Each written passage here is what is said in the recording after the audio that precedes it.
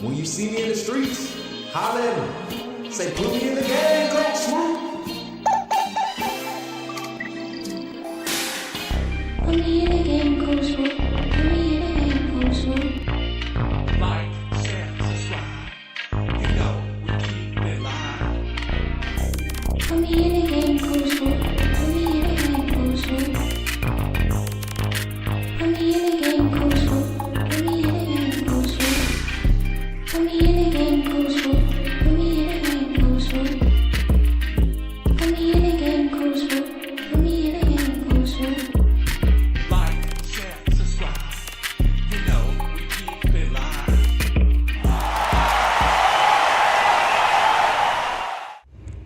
Remember, when you see me. Hopefully I didn't echo y'all out too bad, y'all. I'm running the whole system today. Hopefully I didn't echo y'all out too bad. Too much echo? I know. I'm sorry. I apologize.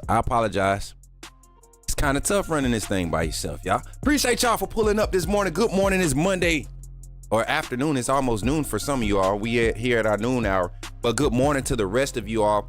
If you're still in that Central Standard Time zone, y'all see your boy got the cap on today.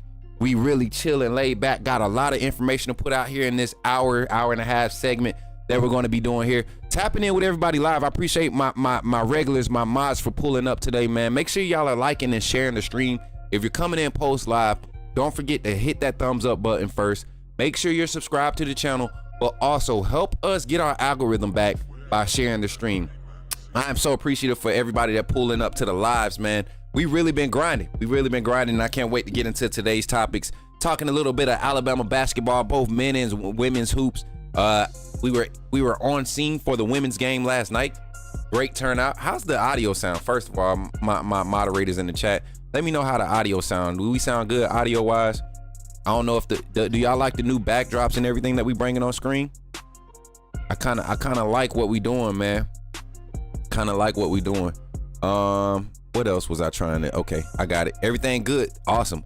Thank you guys. Thank you for being here. I love y'all, man. Mary J, Zach, I see y'all. All right, so just kind of getting into today's topics, man. We'll be talking about the recent victory, Alabama men's basketball over Kentucky this past weekend, and then last night's victory, Alabama women's basketball versus Auburn in the Iron Bowl of basketball. All right, Iron Bowl of basketball. So we got that victory yesterday. Got to see a lot of people I was not expecting to see yesterday. Myself and Libe, she saw your boy in action. Literally just walking into opportunities that, you know, just for being in the right place at the right time. So I'm grateful for these opportunities that we're getting here on the network. For all my football fans, all my Bama football fans, we got some insight for y'all with spring ball coming up next week.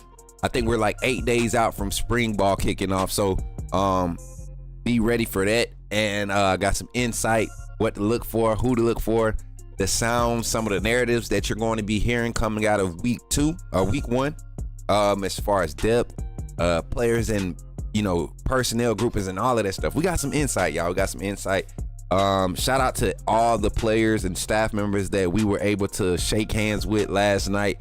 It was a good time. I'm gonna be posting some content today, some clips from last night. I went with the intention to just be a fan, not to be a media talent, and still had to end up pulling in some type of work. As a matter of fact, you might see me in the background of this clip with Aaliyah Nye, which is crazy because I was getting a lot of camera time last night. I was acting silly, y'all. I was having fun being a fan. So hopefully y'all are here, ready to enjoy the show. My boy Jordan Wright tapping in, reposting on Twitter, retweeting, and oh yeah, I do gotta tap in with y'all and help y'all with that.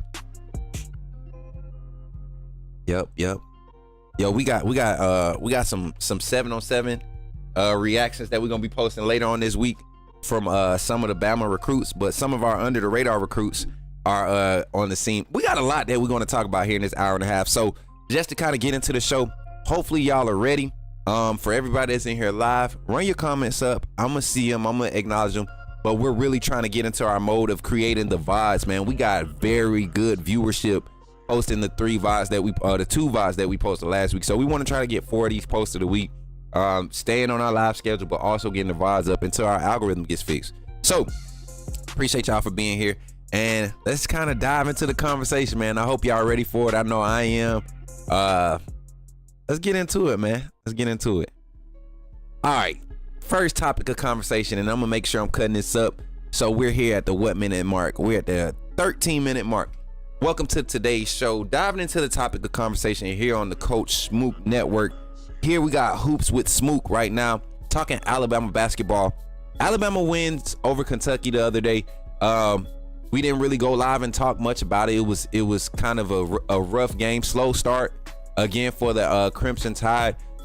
Ended up going in the half up by 7, after a bad start, not taking care of the ball. Then in the second half, we kind of just, maintained that same separation. Never really got a quality, comfortable lead and we played against a quality Kentucky team.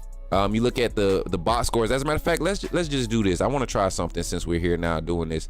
Mark Sears dropping the 30 bomb on Kentucky. Led all scores in the game with 30. And this was a great game for Alabama. Everybody knows we were on a hot streak. We ran into Auburn. They kind of put a little damping in our fire. They dampened our fire a little bit. But to come back and then bounce back and win against Kentucky, another quality team. I think this is positivity heading for the last 4 games of the season. I don't know if y'all remember, but Alabama, and I'm trying to pull the schedule up now. I'm gonna pull this schedule up for y'all real quick. Let me get this out there. We have the toughest schedule. Finishing out this season, and there's no ifs, ands, or buts about it. Like, this team right now, battle tested isn't even the proper term to use for it. If we're going to really talk about the quality of schedule, the strength of schedule that Alabama has to finish the season. Here we go. So right now, looking at the schedule, and I'm gonna pull this back up.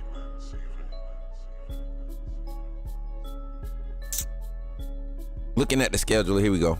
Boom, pull it back up. Looking at the schedule, y'all. Let's kind of scroll through it. See the quality of games we've already had on the schedule. Tough losses, close losses to top ranked teams. The Ole Miss loss was the first one where everybody kind of opened their eyes. That was kind of like for football fans. This Ole Miss loss was our Vanderbilt moment. We knew Ole Miss was a decent team. We just didn't think they were as good as us. And they showed up and they were ready to play. We did not show up ready to play. Let me go back because I don't know how to scroll there. But we took the loss to Auburn, then came back and took the uncharacteristic defeat against Missouri. And I won't even say uncharacteristic. We just, once again, the turnovers, the lack of ball control and ball security, they keep this men's team in trouble. No, I don't think there's maybe 1 or 2 teams in the conference that can shoot with us, and maybe 5 teams nationwide that can really go shot for shot with Alabama. Whether we're off or we're hot that night from the field, that can really go shot for shot with Alabama. We make teams look better and we give teams opportunities to beat us. Alabama gives them opportunities to beat them when they cannot take care of the ball and there's turnovers. And then, like I said, we bounce back against Kentucky. Let's look at the box score from that game, guys. I really just want to talk about these stats. Y'all know I'm a numbers guy. Love talking numbers.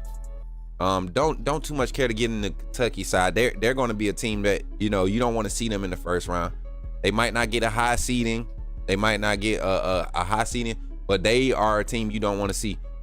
All right, highlight number 1, y'all. Look at our free throw percentage. Y'all remember I told y'all the volume has to be there. 25 threes, right? You see the 25. But look at the percentage, 21 and 25 from the 3. That is what basically kept us ahead in this game. Being able to capitalize with our free throw opportunities at the line. But you go and look at the 3-point percentage. I told you the 33 to 37%, 33 to 38% mark. When you're shooting over 23s, you need to be hitting at least a third, 33% of that. Look at these numbers against Kentucky. 11 of 31, 35.5%. You want to see more so from from our team, the way we shoot the three and we get in half court sets and we literally we waste possessions trying to find the perimeter shot a lot of times. So if that's gonna be your philosophy, Coach Oates, the volume and the quantity the percentage, the quality of the volume has to be up there, and if you want to compete and keep yourself in big games, especially against teams who have quality half court offensive sets and can take their time and slow our game down. Shooting 52% from the field, that's a quality number. That's a good target. Cliff, big man, 29 quality minutes, 100% from the field. Basically a double. Yeah, pulled us a double in the other night. A solid night from free throws, 75%, 3 or 4. But look at the rest of the starters. Look at the free throws in the just from the starters alone. You got 13, 17, 19, and you only miss 2. You went 17 and 19 from your starters, and then you get quality reps off the bench. You only miss 2. You only miss 2 free throws off the bench. So that's a quality game when you're not handling the ball well. If you're not taking care of the ball with 15 turnovers, Alabama, you have to be able to make up for it with second chance points and also your free throws when you get to the line. BT is in the building. What's up, BT? What's up, Jason Jackson? How y'all feeling this morning? So diving into it, we got Mississippi State tomorrow. Y'all remember last week when we talked about Alabama and this game coming up against Mississippi State? I said this would be a team that we need. This Mississippi State is a team that's starting to figure it out at the right time, kind of like Ohio State did in football season.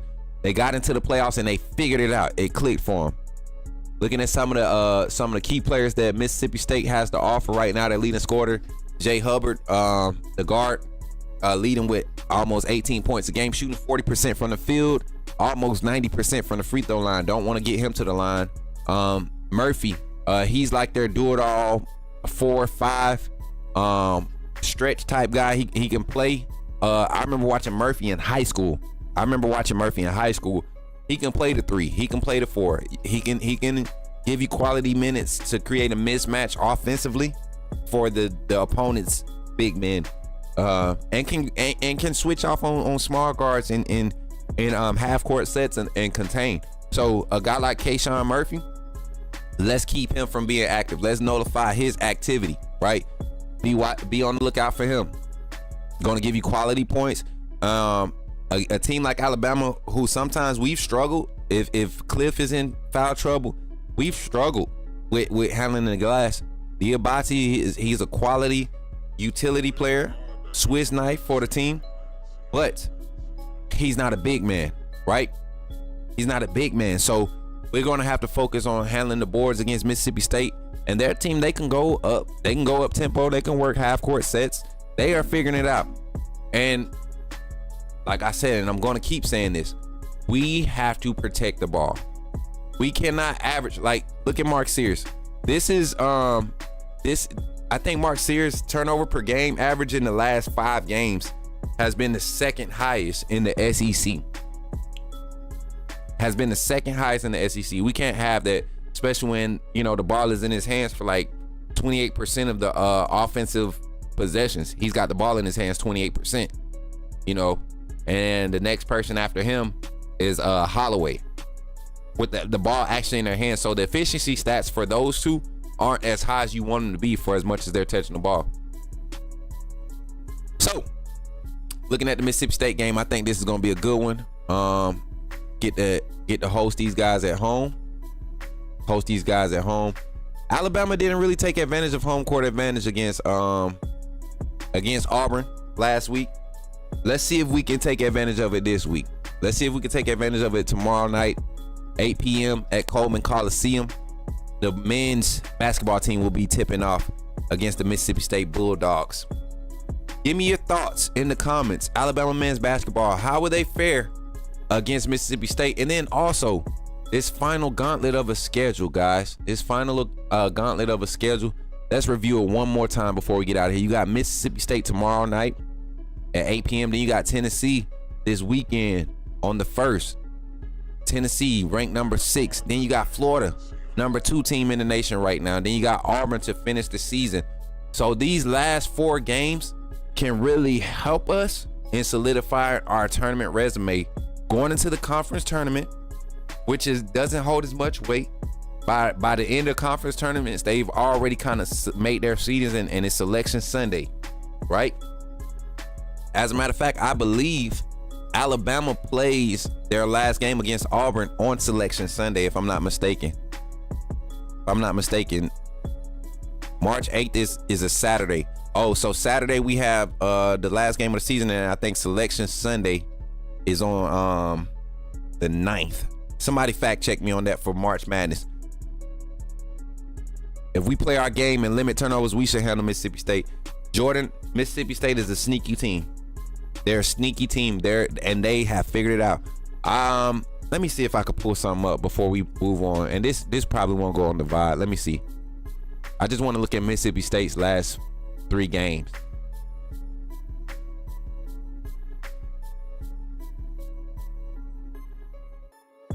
You see what I'm saying? Mississippi State has been doing it on defense, man. They've been doing it on defense. And they played us tough the first time around when they came when we went to their house. So gonna be a good matchup tonight. Oklahoma, they lost at Oklahoma, and they struggle on the road, man. They struggle on the road.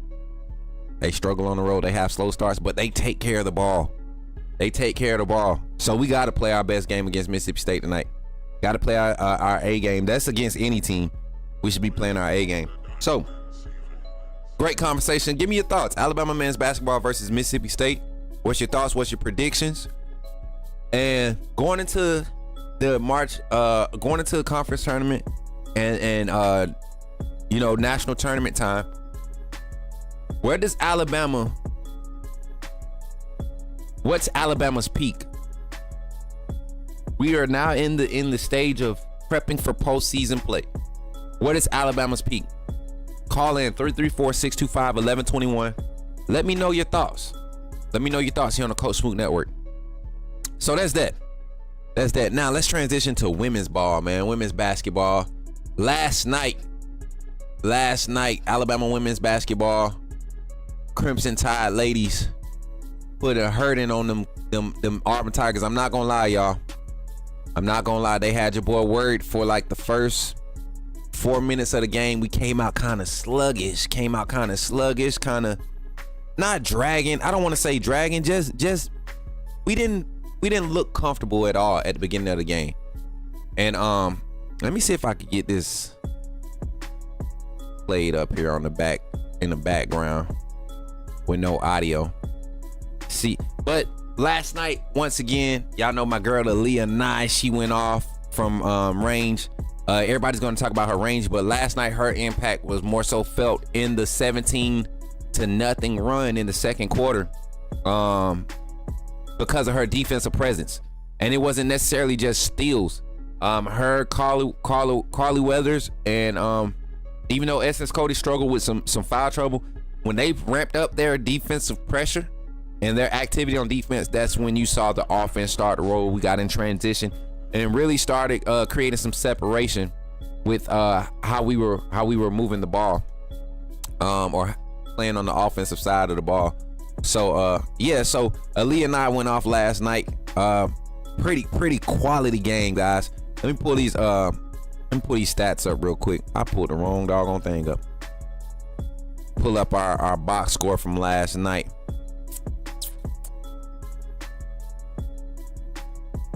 You had Aaliyah Nye with 29 last night.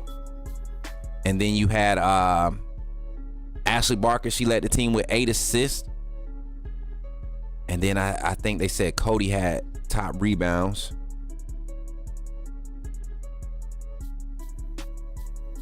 No, Ashley had top rebounds. Her and Cristobal, number 1 senior, played a great game last night. What's up, twin? I see you in the chat.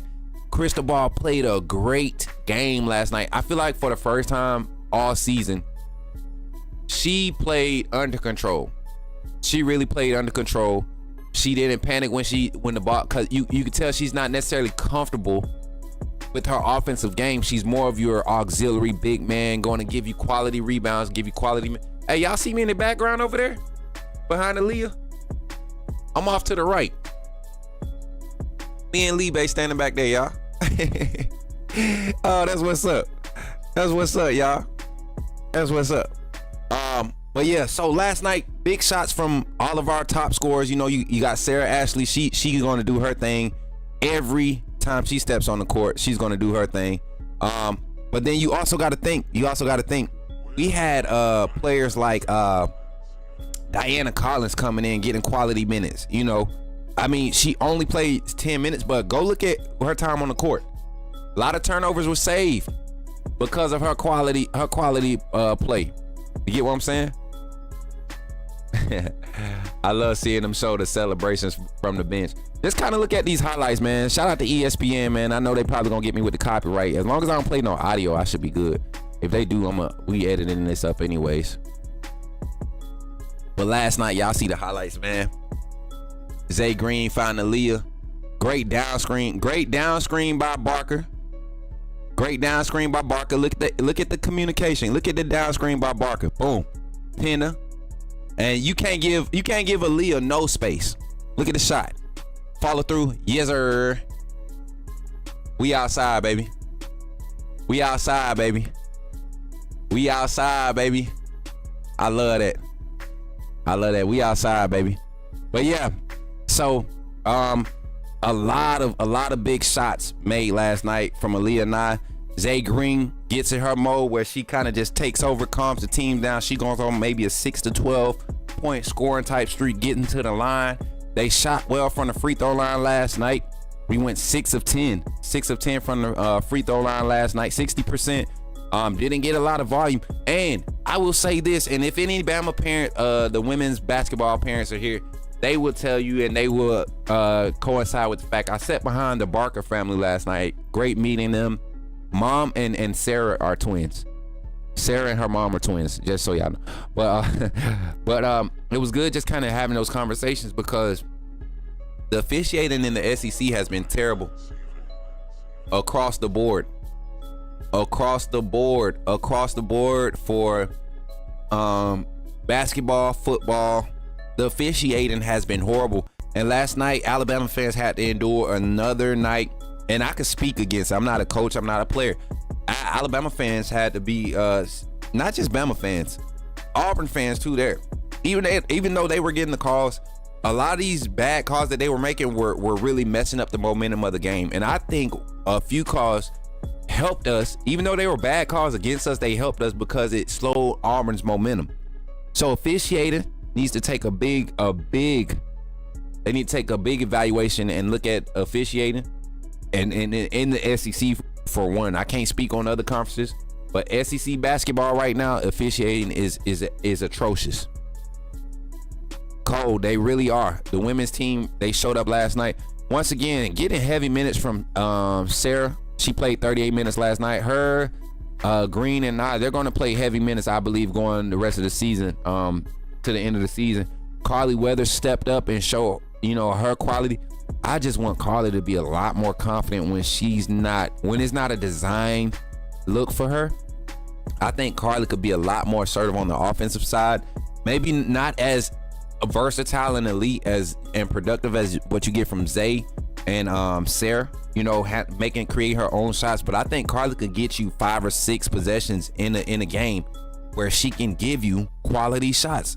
Put the ball in her hands and let her make a decision. And then our bigs, they got to be more confident diving off the screen. I'm grilling the girls right now because they look like an elite team in spurts last night. And I know Coach Curry says the same thing.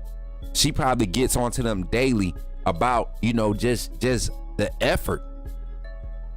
The effort. It's like they just ease into the game and they take their time. They never panic. They just ease into the game. They never show real frustration. If they can start with an intense mindset from the jump, they will blow a lot of these teams out. They could really create some quality separation in a lot of these games. But didn't get much bench production last night. That's one thing that did kind of concern me.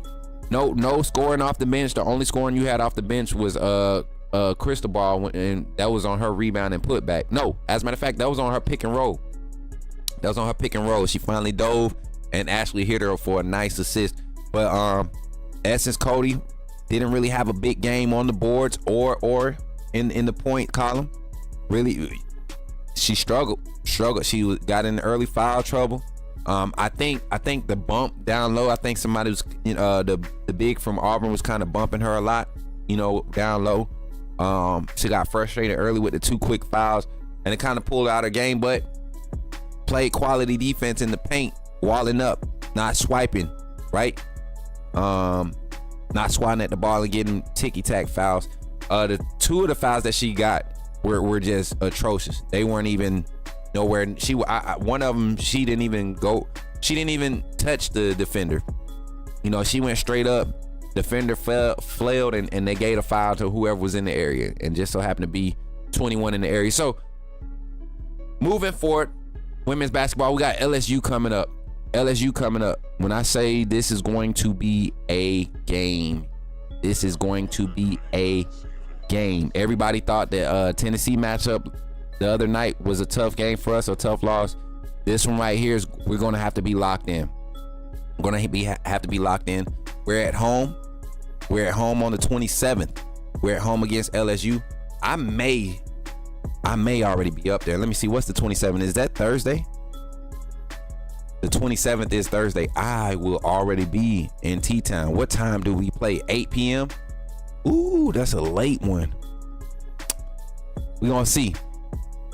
Does Coach Smook need to be there? Yes, I think. I'm the good luck charm. I ain't gonna cap. When I'm in the house, we win. Alabama's basketball is undefeated when Coach Smook is in the house. I just want y'all to know that. Men's and women's basketball. Wait, no, I lied because we lost to South Carolina. We played tight though. We played a tight game. I lied. Renege. I recant that statement. But women's ball, we got LSU on the 27th. Going to be a crazy matchup. Give me your thoughts on this Alabama's women's basketball team. 334-625-1129. 21. 334-625-1121. Give me your thoughts on Alabama women basketball. Coach Curry and the squad. How they're, what they're doing to, make that push for tournament time. This women's team might come away with a conference title once the conference tournament comes around. So it's going to be an interesting postseason for Alabama basketball, both men and women's. All right. Now, before we get into football talk, I'm gonna do a quick intermission real quick, and let y'all just kind of reboot so we can get into the conversation about our men's basketball team. Our football team, football program. So right after this little brief intermission, this little brief interlude, I'm gonna come back and we're gonna finish up this segment talking about Alabama spring ball and what your boy got for y'all as far as inside info and scoop and what to look for and who gonna do what and who might be starting, all of that good stuff. We're gonna get to you right after this infomercial here. Love y'all. Remember, when you see me in the streets, holla at me. Say, put me in the game, Coach Smook. Put me in the game, Coach Smook. Put me in the game, Coach Smook. Like, share, subscribe. You know we keep it live. Put me in the game, Coach Smook. Put me in the game, Coach Smook. Put me in the game, Coach Smook. Put me in the game, Coach Smook. Put me in the game, Coach Smook. Put me in the game, Coach Smook. Put me in the game, Coach Smook. Put me in the game, Coach Smook. Like, share, subscribe. You know we keep it live. All right, y'all. Let's get back to it, man. Let's get back to it. I'm excited. I love doing this show, man. I like the new layout we got right now. I like the new format. It's not as stressful, especially being, with the amount of downtime we have, with the football season being down and the basketball games being at different times. It's kind of hard to really maneuver our content and keep it in front of you all. You guys have a strong demand for what we're doing, and I appreciate it. And the team, we're really kicking off March on a different level. And I hope y'all are excited about it just like I am. And we're going to get into it. And really provide y'all with some quality content. But what you all really show up for, and no shade to basketball or baseball, and then, but football does something different. And yeah, let's get into the conversation. Alabama spring ball kicking off next week. Yes, next week. I didn't get the official date, but I will have official date, time, media availability, hopefully by the end of today. But next week, we start our spring camp. I know y'all excited. Make sure when you come in, you run the likes up, you share the stream, you subscribe if you aren't subscribed to the channel. This is going to be the place you want to be for all of your spring football coverage. This is the place you want to be for your March Madness interactions and reactions and coverage. This is where you want to be here at the Coach Smook Network. All right. But this Wednesday, we'll be having a special guest come on. You all know him. Vetted voice of Alabama coverage and insight and reporting. None other than the GOAT himself, Mr. Rodney Orr, longtime writer and cover for Alabama sports in general. He'll be on the show this Wednesday. We'll be calling in, having a phone call with him live, talking about some of the things that our circle and our network, people that we network with, have been able to be privy to, right? And we're going to get into that conversation later on today. Later on this week. But let's hop into this conversation, guys. Let's talk about it. I want to talk about one thing first, and I'm gonna take the music real low on this one because I want to. I think this is gonna be my vibe cut for the day. As a matter of fact, let's start recording right now. We're gonna record this one. So jumping into the conversation here, Alabama football kicking off spring ball next week. Media availability will be on the scene at least once a week, trying to get you all coverage and insight post practice, getting all the inside and scoops of things that you need to know, how things are developing on the field, how players are looking, who's coming along, our insight on what the depth chart looks like, things of that nature. All of that we'll be providing here on the Coach Smook Network. Topic of conversation. We've been talking about the quarterback position all offseason. There's a quarterback competition, a quarterback battle at the University of Alabama. In my opinion, is going to be the talk of college football. Not just Alabama fans, but college football. We've shared our thoughts on that. I've kind of gave y'all some scoop, my thoughts, and conversations around it. But we want to talk about the overall energy, the persona of this team this year. There was a post made by Marquise Mays, former Alabama wide receiver, and he was kind of just basically alluding to the fact that, you know, it's time to move on from the Lank era. Not in the sense that let's just forget what Milroe and those guys from Saban era, you know, what they established, because even their Lank was fueled from a strong foundation, a history of success at the University of Alabama. The brand, it fueled the Lank, just like, you know, with Marquise's era of Bama football during the Saban era. They had their mantras. I support that message. Not in the sense that we're doing away with it because Milroe didn't lead us to the promised land, and you know it was played out. Y'all, everybody was lanking. All you Bama fans, all you Fairweather fans, y'all was lanking when we were winning. But the moment the game caught up or football happened and we started having to see us go through these growing pains, y'all started jumping ship, right? Well, there's no more ship to be jumped off of, right? There's no more of a ship. That Milroe ship has sailed. He's going to the NFL. The people that left, they're gone. Now we're turning the page. I support Marquise Mays and his thoughts. Let's develop our own identity. We're a new era of Alabama football. They have a chance, and I've said this Kalen DeBoer era, this is the year where they get to stamp their place in Alabama football history. And so, diving into the conversation, Alabama spring football is gearing up. You have players who are eager to take advantage of opportunities. The word opportunity is the golden key. What's up, Brock? The word opportunity is the highlight word on in the locker room. You tell a hungry player with skills, a skilled hungry player that he has an opportunity, especially at that stage, it creates and it induces an environment. It conduces an environment for competition, quality competition at that. I look at the quarterback room, since we love to talk about quarterbacks. I look at Ty Simpson, Austin Mack, Keelan Russell. You have 3 quarterbacks who are all top 10 quarterbacks in their respected recruiting classes. All of them were top 10 rated quarterbacks. That's in one room. Look at the running back room.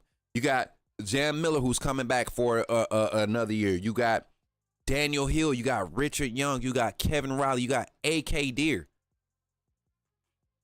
I think your lowest ranked running back in that room was Kevin Riley, who was a 3-star, who was severely underrated. Right? That's your running back room. And we're talking about quality talent. These are players that multiple universities were after during their recruiting. I mean, like, really after. This is the same class that was able to secure the number 2 ranked recruiting class, right? And then to follow up with a number 4 ranked recruiting class, right? This is the quality of talent you have. We really get to see some opportunities be taken advantage of. Look at the offensive line. We signed the best offensive line class Alabama has seen as far as recruiting, probably since 2011, 2010 maybe, right? This is the best from left to right, left guard to right tackle, the best class that we've secured in a long time. Quality of talent, but look at what you're returning. Parker Brailsford, Caden Proctor, Jaden Roberts, Rock Montgomery, Geno Vandermark is coming back. You go in the portal, you get Cam from Texas A&M. You go get Big Boy from Ball State. Right? It doesn't, I mean, you just create, you continue to create, and then you still got your 2020, what was that, the 2023 recruiting class? Right? The 2023 recruiting class. Casey Poe, Olis Alanine, all of those guys that came in. Year 2 in this system. That's just the offensive side. Tight ends, we could talk about Danny Lewis. We could talk about Josh Quaverson. But look at the young guys. There is opportunity everywhere. And turn on all the highlight films and do that, all of that. That doesn't even matter anymore. Now you get to really see what guys are made of, how they're comprehending a system, right? Your Saban guys are gone. The language in that locker room is no longer Coach Saban language. It's no longer Coach Saban language. So that's kind of your mindset around it. Insight. Let's talk about it. There is a quality depth rotation that we should expect from the wide receiver room. During spring, we may see 4 or 5 different lineups of personnel as far as wide receivers, who's coming out. You're going to have 1 or 2 that are your number 1 and 2 guys, right? But there will be a 7 to 8 man rotation of wide receiver rotation or personnel groupings for what we're going to see. I don't think we're going to see a lot of 4 wide receiver sets next year from Alabama. We're going to see a lot of 3 sets because if you look at the roster, Alabama right now is only holding on to 9 scholarship wide receivers. 9 scholarship wide receivers. And we want to rotate 6 to 8 guys.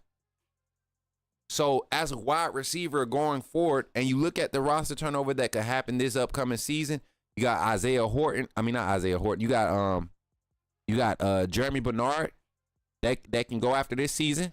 Jalen Hill. You got Cole Adams. It's a couple of guys that can be gone after this season.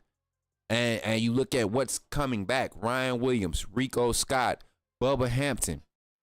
Right? Mbakwe starting to get wide receiver reps. I don't think he's going to be a primary receiver guy, but he's going to be in that room creating big play opportunities. Latsier Brooks, Derek Meadows, Marshall Pritchett, Caleb Edwards. I know they're tight ends, but they're receiving bodies, right? You're going to have that quality of depth at wide receiver with that type of rotation. This is the Coach DeBoer and this staff, Ryan Grubb, Nick Sheridan, Jamarcus Shepard, that Coach Cap, that whole offensive style, Coach G, is their opportunity to really stamp their identity on the offense this coming up spring. And because you have that, the offensive line competition is going to be ramped up. You're talking about offensive linemen talking about really mucking up the camp. Kalen DeBoer, we know Kalen DeBoer is really a straightforward business, get the business done type of guy. Not big on the intensity and you know the scraps at practice and all of that stuff. But you got a lot of players in that locker room that believe that's the mentality that needs to be reestablished. And we, as a fan base, agree with it too. Malachi Moore's episode on last year against Vanderbilt had the fan base split because half of my heart was saying not right there in that moment, but the other half of my heart is saying, I feel you. We're Bama. We just took a loss to, no disrespect, to Vanderbilt. Malachi Moore had never seen Alabama lose to Vanderbilt in his life. And as a fifth-year senior, he was part of the team that had to go through that loss. What's up, Greg? Good to see you in the chat. So if there was an opportunity to have a wake-up call for a group of players, right, or to reset a mentality, I think this team, above anybody, has earned it. And if you want to start somewhere with the mentality, start in the trenches with the offensive line.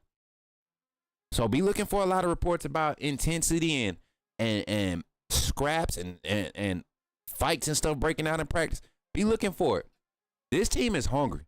And a lot of the young guys that we have on campus, I think we have 9 early enrollees right now. True freshmen, if I'm not mistaken, 9 of them. Out of the 21 that signed, I think we got 9 or 11. Somebody double tap for me. Somebody double check. These guys, Michael Carroll is going to make an impact. Marshall Pritchard being on campus early, tight end room being thinned out with CJ Dupree and Robbie Oots leaving. Jay Lindsey. Not necessarily, I'm not saying he can't, but he will develop. He hasn't solidified anything. Danny Lewis, you know, he was a portal business move, right? Get him in the portal and wake the NIL up, get him back. Because we know how much the staff loved Danny, right? We know how much the staff loved Danny. But you got Marshall Pritchard here for spring. It's going to be some opportunities there on the offensive side. Defensively, projected lineup, Smook Scoop, hot take right now, projected lineup, and I'm going to start with the secondary. CB1, Damani Jackson. No. Ooh, let me pull my little graphic out. Where we at? We got 10 minutes. Let me pull my graphic out.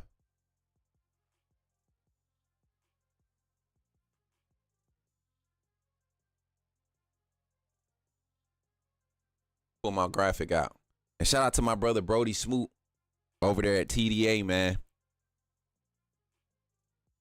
Shout out to him. I'm going to just use his post then.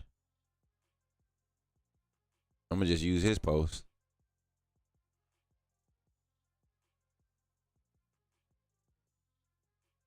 Uh-oh.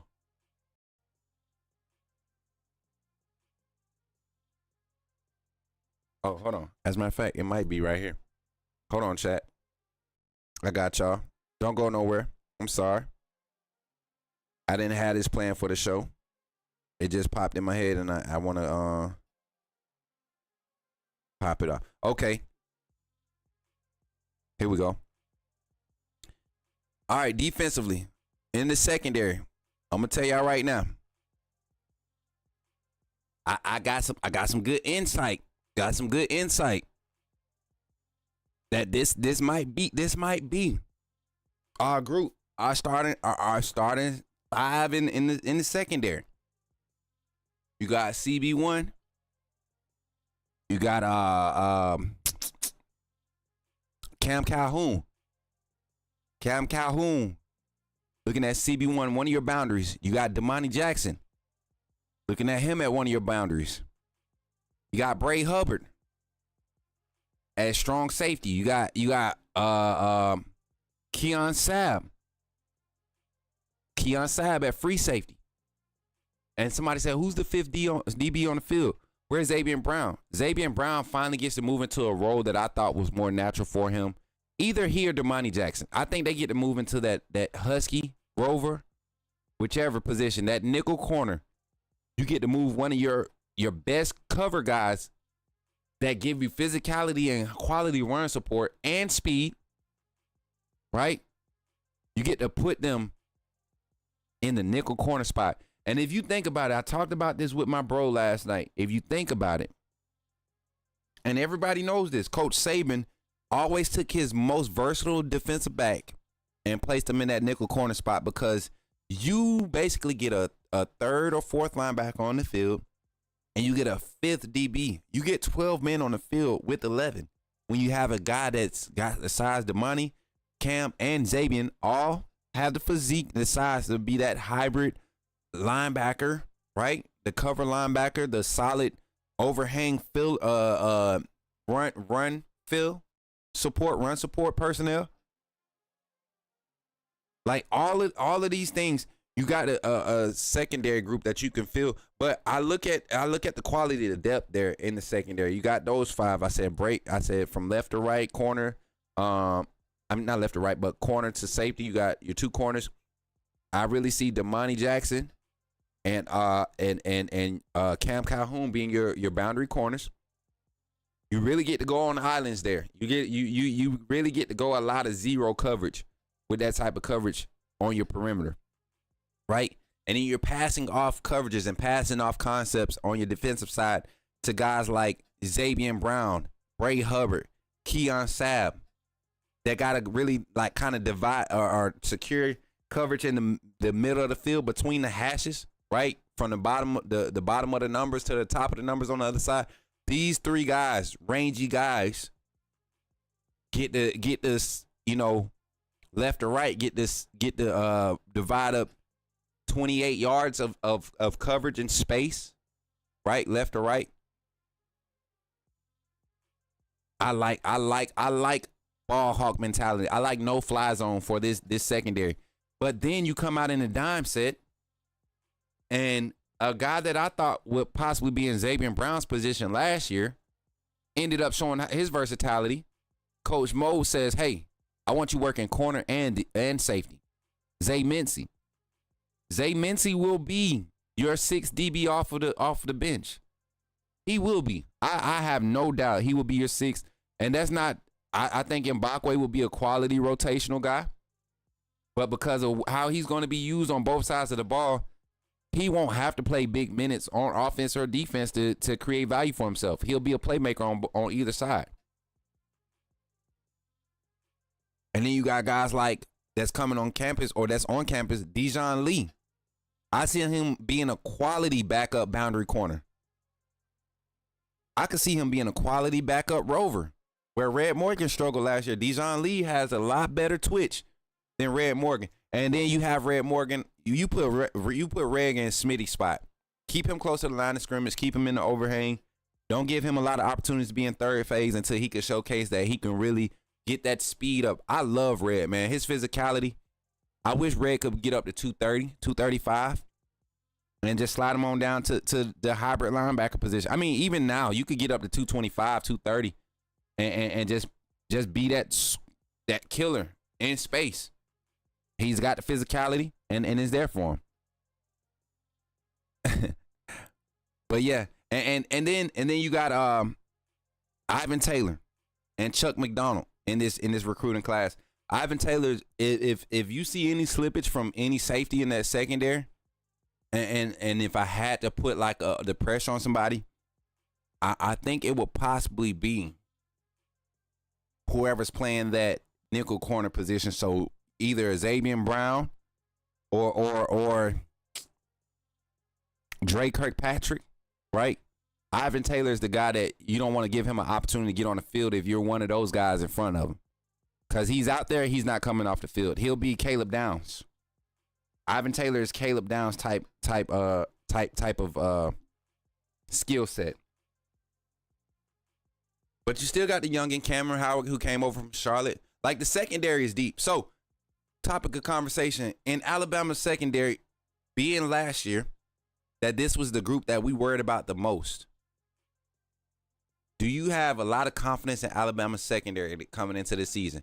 And who's your players to watch in the secondary. Who do you think is going to have a big year? Topic of conversation. Call in, leave your voicemails if you want to. Comment, leave a comment in the chat. Let me know. Now, moving down to the linebackers. We got a few more minutes, guys. I'm gonna get through this. I'm getting through this today. Down to the linebacker room. Linebacker room is full of talent. Linebacker room is full of talent. I'm gonna tell y'all right now. We've been getting reports that Ja Latham is supposed to be sliding to the linebacker room. So, I don't believe it. I don't believe it. One, he doesn't have the skill set to play linebacker in this 4-2-5 scheme. He's not going to be laterally. He's not going to provide the quickness that Quay Russaw, Keon Keeley, those guys that can play the stand-up outside linebacker spot, that can stand up, can give you edge rush. Ja Latham can rush. He's not a premier pass rusher. He is not going to be playing linebacker. So whoever put that out, stop it. But the linebacker core, and I'm gonna start with experience, our veterans that's coming back. Not necessarily in the system, just veterans across the board. And again, this is just top to bottom. Justin Jefferson, Deontay Lawson. You got that's your experience there from last year, right? Your real experience, your veteran experience. And then you got your transfers, Nakai Hill Green. He came over from Colorado. And then you got Kelby Collins. Well, he's more so of a defensive end. I'm gonna wait for it to talk about D-line. He's more of our bandit. But you got Hill Green. He came over from Colorado. He's going to give you quality inside linebacker production. Having those 5 years of experience playing at Colorado last year. I don't think the system at Colorado kind of correlates to over here, but Kane Womack runs a kind of a safe free system, right? On the defensive side, safe free philosophy. So a linebacker with a lot of reps under his belt should be able to get acclimated to this style of defense very easily. But look at some of the young guys that we're going to be hearing about in the offseason. We know Quay Russaw is going to be a dog.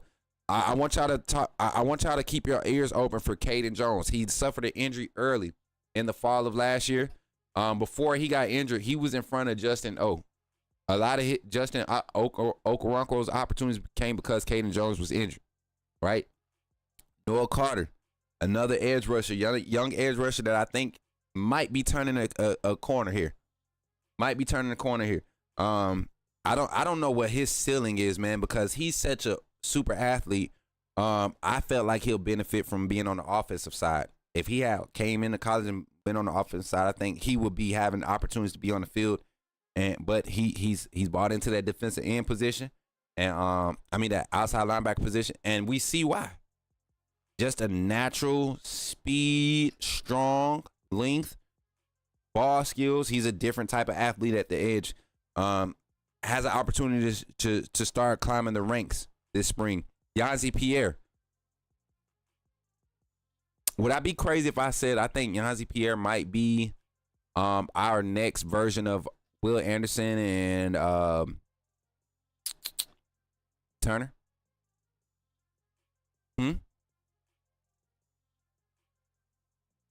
Dallas Turner? Would I be crazy to say that Yanzi Pierre might be the next version of that? Because Quay Russaw gives me more of Reuben Foster and Rolando McClain type vibes. Even though he doesn't play inside linebacker, his linebacker playing style gives me that versatility. But I think your next specialized pass rusher is going to be Yanzi Pierre. Yanzi Pierre got intel and insight that Duke, Luke, and Abdul Sanders are working inside linebacker work. QB Reese, another dark horse. One of your physique development projects. He's fitting the mold now of what you need that linebacker to be as far as his size coming into this spring. A lot of competition everywhere, guys. And of course, I think if anything, guys like Deontay Lawson, they could take a step back this spring and like get fully healthy. Help coach up the guys in front of you and take some mental reps yourself. Take some mental reps yourself. Take time to, because he's not fully healthy yet. Now, my favorite group on this roster coming into the season, the D-line. One, because I think we've got the numbers back up to where we need it to be so that we can get that deep rotation, right? We can get that deep rotation for our defensive line and in the trenches. But look at this. Like I said, you got grad 5th year, Ja Latham. You got Tim Keenan. red shirt senior, 5th year, right? Or is it 4th year? 5th year. It's 5th year. LT Overton is back, another senior, bandit. D-line, Kelby Collins. Everybody saw Collins' athleticism and his explosiveness at Florida last year. Adding him to this defensive line group allows us to go to 3D line, true front, a true 3 front is what we call it. Where you have 3 true defensive linemen on the line. That way, if you have to go double gap concept for a play, right? 2 gap concept for a play, you got 3 defensive linemen who are acclimated to doing that. You don't have a outside edge rushing linebacker that's not used to playing 2 gaps. Most of your edge rushers seal edges. They seal. They don't necessarily have to hold up and play 2 gaps. So that's where you saw some deficiencies last year with Q-Rob and Colt when he would get in the game. Even with Rousseau, our edge rushers struggle with the understanding of when to seal, when to shoot gaps, how far to play upfield. This group is going to be able to learn. Start looking at some of the younger guys. I'm excited about Jeremiah Beeman having an opportunity this year. We saw flashes of him. Jordan Renard. Those two are some monsters playing in the interior, but they could also give you bandit and defensive tackle reps, right? Keon Keeley. I think Keeley is probably, of everybody on this roster, this defensive line group, I think Keon Keeley is the one that has the pinned up anger and release. He's going to be that healthy Justin Eboigbe, Christian Barmore. Who else? We've had so many defensive linemen come through Alabama. You really can't. But Keon Keeley's going to have that type of impact. He's ready. He's went through his process. His development is there. You saw him in the Michigan game. You saw him. He made a lot of quality plays. So I'm excited. I'm excited about defensive line room. Edric Hill still there, quietly just making moves. Stephen Boomin and Cavante Harry coming over. Steve coming through with coming through from JUCO. He was an Alabama signee. Went to JUCO. Some say it was a language barrier. I know for a fact there was a lot of things that had to do with the education, not necessarily his comprehension, but credits and things of that nature. You go to JUCO, you don't have to waste a year trying to catch up in classes at university. You get to play on the field at JUCO and develop. He was a developmental piece. He's only been playing football for 3-4 years now, and is a defensive lineman at the University of Alabama. And he's going to have opportunities this spring, right? And these aren't your 6'5", 6'6", 6'7", 340-pound guys. These guys are 6'1" to 6'3", coming in at 275 to 290, right? And they're hard to move, but they move good, right? They're hard to move, but they move good. So spring ball is going to be crazy. Now, hot topic, Coach Smook knows who QB1 is going to be. Coach Smook knows who QB1 is going to be. I'm not going to give it to you here on this live. You want to find out who it is? There will be a VOD poster for our members only. Members only VOD being posted on Alabama's starting quarterback. Alabama football starting quarterback. Coach Smook knows. I actually, you know what? I ain't gonna do that. I know. And some of y'all are gonna be surprised. And some of y'all are gonna be like, okay. But with that being said, man, I appreciate y'all for tapping in today. I'm your boy, Coach Smook, man. Make sure you like, share, and subscribe if you're tapping in on this VOD with Post Live. If you're tapping in Post Live, make sure you drop a like, you share the stream. If you're not subscribed, subscribe to the channel. And also, if you really want to support the channel, think about becoming a member of the AAA family and becoming a member of this channel. $2.99 can get you in the door. You want VIP, you want to start getting merch, different items that the network is producing, become a VIP member. We're going to start mailing out VIP perks at the end of March, April 1st to start. We'll ship out our first VIP perks and the items that come with it. So tap in, continue to support the network. I appreciate everybody for being here and supporting the Coach Smook Network. Shout out to all of our partners, Yon Clothing Apparel, all of the high school athletic associations that we partner with, Russell County, Carver High School, Montgomery Public Schools, Pike Road High School, Mill Creek, Georgia High School Athletics Association, Mississippi High School Athletics, Louisiana, everywhere. We thank y'all for allowing us to come on board. We've secured some things this past year, and I can't wait to get out on the road. Shout out to all of the recruits that support the channel, all of the amateur athletes that support everybody. Thank you all for supporting, and I'm grateful. Words of encouragement today. The time has come, man. Accept what God has for you. A lot of people are scared to be blessed, and it's weird. We hate sorrow, but we don't set ourselves up to be just blessed and live a blessed life, quality life.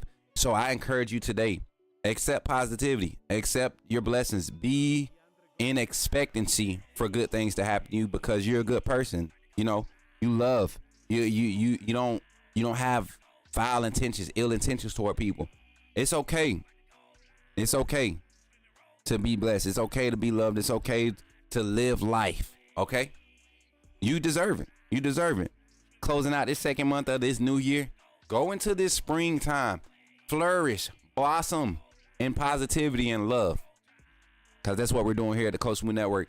I'm Smook Hines here on the Coach Smook Network. Authenticity above all. And remember, when you see me in the streets, holla at me and say, put me in the game, Coach Smook. I'll catch y'all on the next one. Much love, everybody. Remember, when you see me in the streets, holla at me. Say, put me in the game, Coach Smook. Put me in the game, Coach Smook. Put me in the game, Coach Smook. Like, share, subscribe. You know we keep it live. Put me in the game, Coach Smook. Put me in the game, Coach Smook. Put me in the game.